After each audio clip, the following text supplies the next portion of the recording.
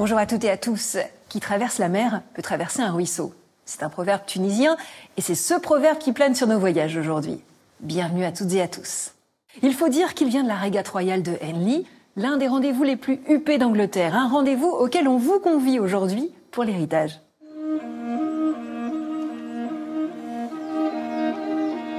Au bord de l'eau, en ce début d'été, tintent les verres de champagne et retentissent les cris d'encouragement de la foule en chapeau.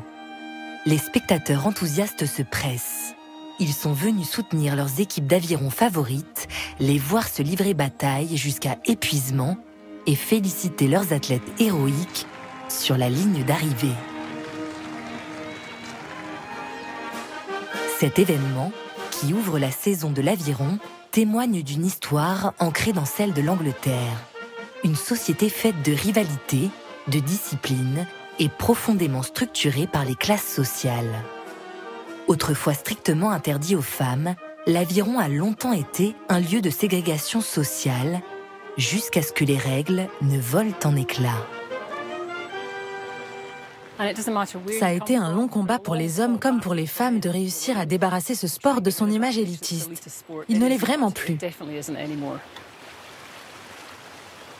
Un paradoxe pour ce sport nautique né dans la vase des faubourgs populaires des berges de la Tamise.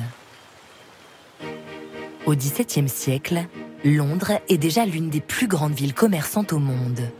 Et au cœur de cette mégapole serpente un fleuve, la Tamise. La Tamise est alors une véritable fourmilière où des dizaines de milliers de personnes se croisent. On construit les navires, on décharge les yoles, on embarque les passagers sur les chaloupes. La famille de Chris Livette y navigue depuis 7 générations. Sans la Tamise, Londres ne serait pas là. La vie tournait autour de l'eau. On utilisait le fleuve comme moyen de transport. C'était l'artère principale pour accéder à la capitale, mais aussi vers le reste du monde. Sans la Tamise, nous n'aurions pas l'Empire britannique. Au milieu du trafic, on aperçoit des wherries, de longs et étroits bachots propulsés à la rame. Il n'existe à Londres qu'un seul pont, le London Bridge. Alors, l'unique moyen de traverser est de faire appel à l'un des 10 000 rameurs accrédités.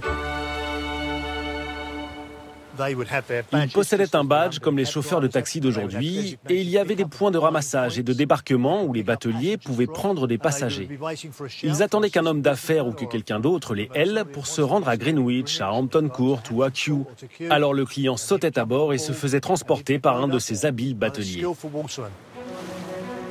Dans ce monde où la force physique se fait indispensable, les bateliers aiment s'affronter sur le fleuve. Spontanément, des courses s'organisent. Alors, la foule et les parieurs se pressent sur les rives. Et le 1er août 1715, sur près de 8 km, la première course officielle se déroule à l'initiative d'un comédien, Thomas Doggett. Il revenait du théâtre de Drury Lane et rentrait à son domicile, mais il y a eu des problèmes et il a été sauvé de la noyade par un batelier. Alors pour remercier ses bateliers et par reconnaissance, il décide de créer la course Doggett Coat and Badge. Cette course est la plus ancienne course d'aviron au monde. Chaque année, elle relie le London Bridge au Albert Bridge. Elle est courue par de jeunes bateliers fraîchement diplômés et le gagnant de la course a la chance de se voir offrir un bel insigne en argent cousu sur un manteau rouge. Depuis 1790, la compagnie des bateliers s'est installée au Waterman's Hall au cœur de la cité. En pénétrant dans le bâtiment, datant de l'époque georgienne, le visiteur saisit tout le poids et l'importance de cette confrérie. Eh bien, nous voici dans la salle d'audience du Waterman's Hall, le quartier général de la compagnie des bateliers de la Tamise. Comme vous pouvez le voir, on y trouve ces magnifiques peintures à l'huile, représentant les personnalités qui ont joué un rôle important dans l'histoire de la compagnie, comme celle du gagnant de la toute première course en 1715. Une véritable consécration pour ces bateliers issus du milieu ouvrier. Aujourd'hui encore, les gagnants de la course ont l'honneur d'enfiler cette tenue.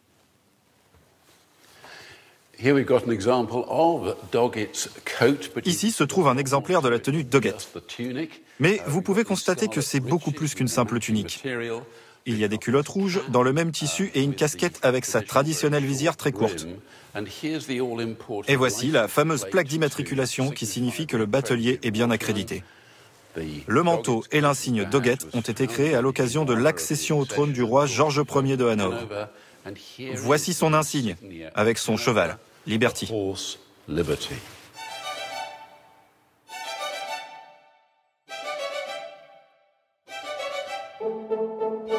À la fin du XVIIIe siècle, les courses se multiplient à travers tout le pays. Mais très vite, l'aviron devient le passe-temps préféré des plus riches. Leurs fils, qui fréquentent les meilleures écoles privées, comme celle d'Eton, fleuron des pensionnats britanniques, sont les premiers à s'approprier sérieusement cette activité, jusqu'à la confisquer. Ce tronçon de la Tamise est le berceau de l'aviron à Eton. On peut même dire le berceau de l'aviron au Royaume-Uni. C'est ici, au XIXe siècle, que les garçons de l'école d'Eton venaient louer des bateaux dans l'un de ces hangars et ont commencé à venir s'amuser sur la rivière. Aujourd'hui comme hier, cette grande école est considérée comme la pouponnière attitrée de la famille royale d'Angleterre et de l'aristocratie. Les étudiants qui venaient ici à l'époque victorienne étaient des aristocrates. Ils venaient de familles de propriétaires terriens de tout le pays ou étaient des fils d'hommes d'affaires issus de la nouvelle bourgeoisie. C'était vraiment l'élite. Il s'agissait en fait de créer une usine à gentlemen. C'est ce qu'on attendait de l'école d'Eton.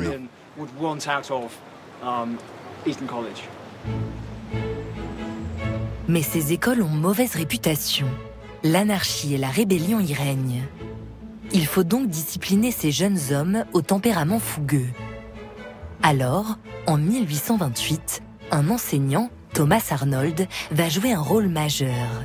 Il voit dans l'école privée le lieu idéal pour initier la nouvelle élite commerçante aux sports collectifs comme l'aviron, le rugby, le foot ou le cricket.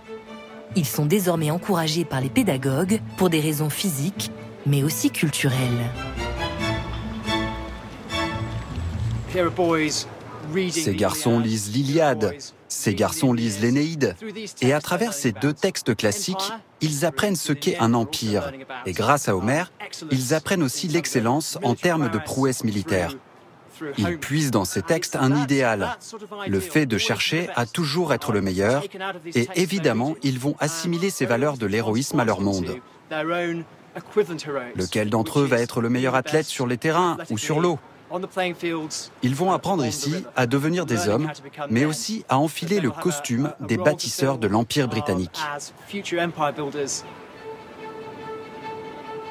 Pour développer ce qu'on nomme le caractère, une nouvelle philosophie émerge, c'est le christianisme musclé qui prône la discipline, le sacrifice de soi, la beauté morale et la virilité. Les écoles privées deviennent le vivier des futurs champions amateurs.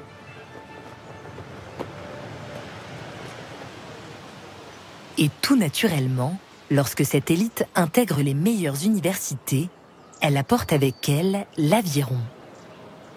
À partir de 1839, à Henley-on-Thames, en bordure de Tamise, viennent s'affronter les meilleures écoles, universités et clubs amateurs d'Angleterre. C'est la régate royale d'Henley. Ici, argent et paris sont interdits. Tout est affaire de gentleman. Richard Phelps, steward de la course, est aujourd'hui un de ces gardiens du temple nommé à vie.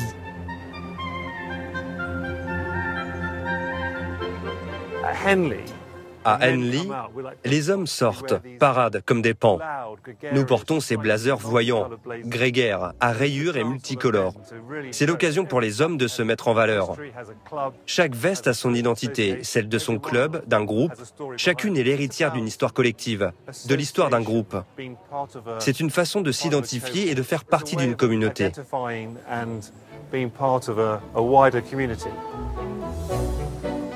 Aujourd'hui, la régate d'Henley est un événement d'envergure internationale.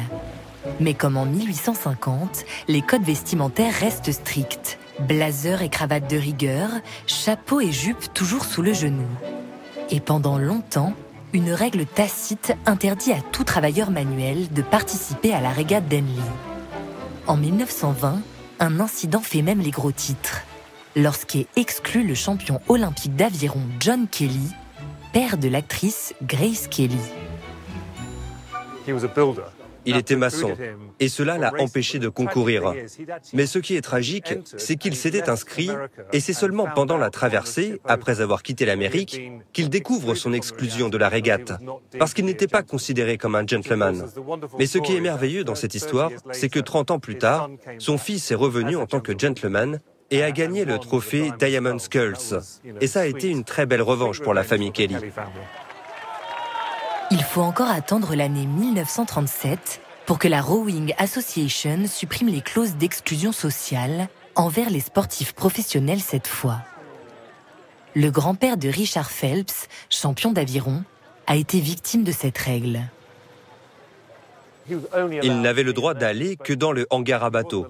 Il n'était pas autorisé à participer parce qu'il était sportif professionnel. Il devait rester là, s'occuper des bateaux et appeler chaque rameur monsieur. C'était donc un peu ironique.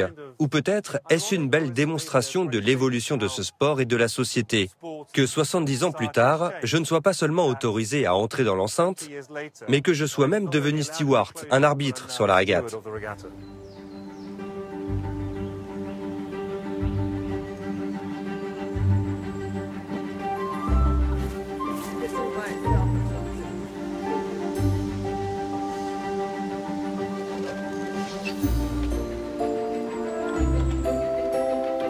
Pour ce qui est des femmes, elles s'organisent par elles-mêmes. Amy Gentry est l'une de ces pionnières issues de la classe ouvrière qui crée à Weybridge en 1926 le tout premier club exclusivement féminin.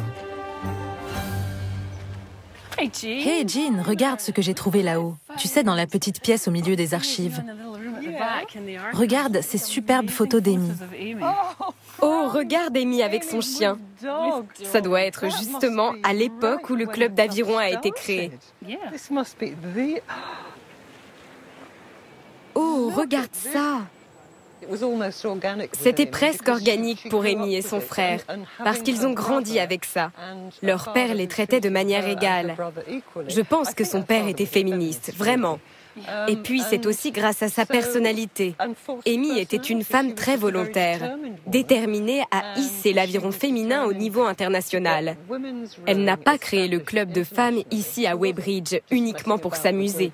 Elle a passé toute sa vie à s'en occuper. Ok Alex, c'est bon pour toi. Excellent. Et Martina, tu vas travailler quoi aujourd'hui? Juste ma posture. Excellent. On y va les filles? Derrière moi, c'est l'une de nos grandes équipes féminines de Weybridge. Et ce qui est bien, c'est qu'il y a tous les âges, des gens de différents métiers, de pays et de milieux sociaux variés, peu importe votre origine. C'est ça qui est bien dans l'aviron féminin, comme dans le masculin.